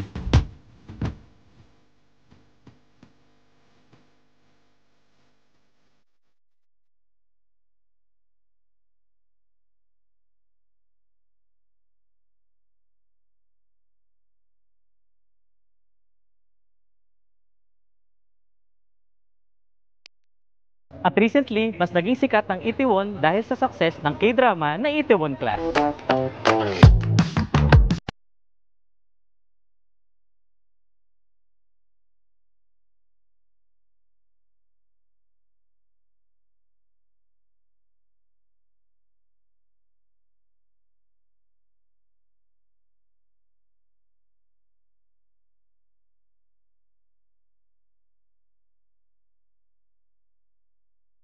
Talagang napakaganda ng Itaewon dahil ito'y isang lugar na hindi lamang mayaman sa kasaysayan at kultura, pati na rin ang mga lugar na bubusog sa ating mga mata at kagandahang aantig sa ating mga paningin.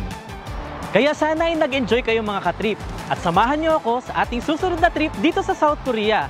Ako nga pala si Melvin Mercado, kasama ang South Korea production team na bumabati ng Good Morning Kuya!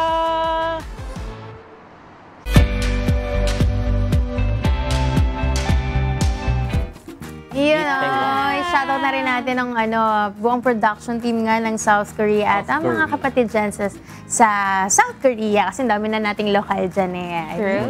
Ganda ng Itaewon. Hindi ako napunta dyan eh. Itaewon. At di ka pumunta, sayang naman. Kasi masyadong pang mga bata. Wow! Anyway, mga kasambahay, bago po kami magpaalam for today, masaya muna namin ibabalita sa inyo na ang Good Morning Kuya ay kabilang sa mga ginawaran ng Anak TV Seal this year. At hindi lang yan, dahil pinarangalan din po ang Good Morning Kuya bilang household favorite program. Maraming salamat po sa inyong patuloy na pagtangkilik at pagsubaybay sa aming programa. At syempre, hindi lang ang program natin dahil ilan din sa ating mga hosts ang binigyan ng parangal. Syempre, naunguna dyan si Kuya Daniel Razon na ginawaran ng Net Makabata Star 2024 for male category at Makabata Star Award. Ginawaran din ng Makabata Star Award 2024 ang ating broski na si Joshua Dionisio. Di ba? Yes, at syempre, hindi naman papauli yung ating mga kababaihan. Sa female category naman kasama sa tumanggap po ng Net Makabata Star 2024 ang ating very own Ate Arlene Razon. Siyempre kasama si Miss Celine and si Ira na talagang kasama natin dito sa show. Naghahatid ng mga impormasyon at mga mahalagang balita. Mga Makabata Star Award. Ngayon naman natin yung message. Ito, si Joshua. Mensahe natin. On behalf of Good Morning Kuya, maraming salamat sa Diyos, maraming salamat sa Anak TV sa pagkilala. Ito pong mga awards na to hindi lang basta award lang na kumikilala ng ating programa at sa amin, ito po ay isang responsibilidad na maging sa harap o likod ng camera, kami po ay maging magandang ehemplo at katulong ng Anak TV para ma-inspire ang mga kabataan. At yun din yung purpose po ng ating show, di ba? Sa Good Morning Kuya, tayo maghahatid tayo ng good vibes para din child-friendly yung ating palabas, ating program. Tayo bilang mga host, tayo yung titingnan din ng mga kabataan. At sana meron silang ma-pick up na mga mabubuting bagay sa atin na yun din naman yung nai-impart sa atin ng Good Morning Kuya ng UNTV bilang tayo ay public service channel. Kaya salamat po sa Diyos muli sa award po na galing sa Anak TV for the recognition. Siyempre, nagpapasalamat din tayo sa Diyos sa ating mga viewers. Yes, sa ating mga kasambahay. Sa mga kasambahay natin na kung wala naman talaga sila, wala naman boboto sa atin. Wala naman tayong walang manonood sa atin. Salamat sa Diyos at na-appreciate tayo ng ating mga kasambahay. Kaya sobrang nakaka-proud, di ba, yung ating programa. Actually, hindi nga lang yung Good Morning Kuya, talagang UNTV Hakot Award din talaga. Kaya nakaka-proud na parte tayo ng ganitong klase ng kumpanya, di ba, na naghahatid ng mga kumbaga, kapaki-pakinabang ng mga content, ng mga balita, mga programa para sa ating mga kasambahay. At dahil dyan, syempre, hindi lang kayo yung magpapasalamat. No? Marami tayong magpapasalamatan ngayong umaga. That's right. Ay sana dyan, ang gusto nating pasalamatan ay ang Adlaon Optical. Visit their branches in Baliwag, Bulacan at Super 8 Warehouse and beside Kong Pancho. They also have a branch at Aliw Complex, Calvario, May, Kawayan City. You may also reach them at 0922-878-5911. And Dr. Joseph Lee would like to thank Genesis Organic Spirulina. Ito ay isang uri ng superfood na siksik sa protina, vitamins, and antioxidants na kailangan ng ating katawan. Ito ay 100% organic and natural at walang malansang amoy kaya sigurado kang high quality. Siguraduhin may complete nutrition kaya everyday with our trusted superfood. Genesis Organic Spirulina. For increase in orders, contact 0977-688-5730. Also available online and selected Mercury Drug outlets. And of course, thank you Natural One Salon for making my hair healthy and looking great. Alam nyo ba mga kasangbahay, sila lang ang one and only hair salon in the Philippines that offers no harsh chemical treatments, 100% all-natural organic hair color options, at walang haircut for women. You can check them out at Natural One Salon on Facebook and other social media platforms. Natural One, ang number one. Yay! And we would like to thank Lendason Gas Corporation, your partner for all industrial and special gases needs. Their other products include regulators, welding and cutting outfit, centralized supply and manifold system, and pipeline installation. For inquiries, please contact them at 8824-0867 and 8824-9360. Gusto namin yung outfit mo ngayon, ha? Iba talaga ang iyan na. Kayo talaga. Kailan sunod na magbabakasyon? Alright, maraming salamat po ulit sa lahat ng mga nanood sa atin simula kanina sa ating Rise and Shine segment with Kuya Daniel. Bukas, magkita-kita tayo muli, God willing, dito lamang sa Good Morning!